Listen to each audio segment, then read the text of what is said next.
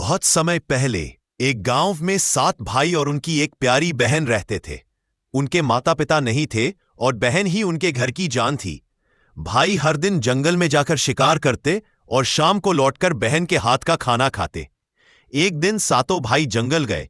पूरा दिन बीत गया लेकिन कोई शिकार नहीं मिला। सब थक गए और एक भाई बोला, आज शिकार नहीं मिला, चलो किसी पेड़ के नीचे आराम कर लेते हैं। सब सहमत हुए और आराम करने लगे। कुछ देर बाद सबसे छोटे भाई ने कहा, भाई आज पेट बहुत भूखा है, चलो कुछ फल खा लेते हैं। बड़े भाई ने कहा, फल से क्या होगा, हमारा तो मन मांस खाने का था।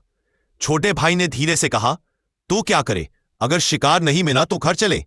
लेकिन सबसे बड़े भाई सागुना ने कहा, नहीं, घर खाली हाथ नहीं जाएंगे, थोड़ी और कोशिश करते हैं। सब फिर जंगल के भीतर चले गए। शाम होने लगी थी। तभी उन्हें एक गुफा दिखी। अंदर से रोशनी आ रही थी। वे सावधानी से अंदर गए तो देखा, तुम कौन हो? वह बोली, मैं यहां रहती हूं, रास्ता भटक गई थी।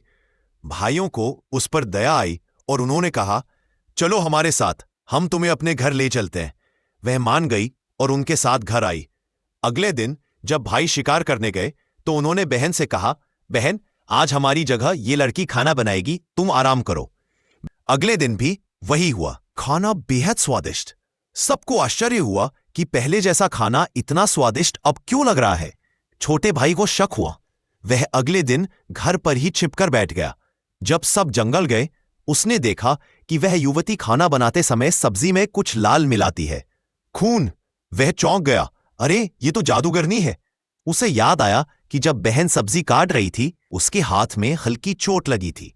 शायद उसी दिन से यह सब हुआ।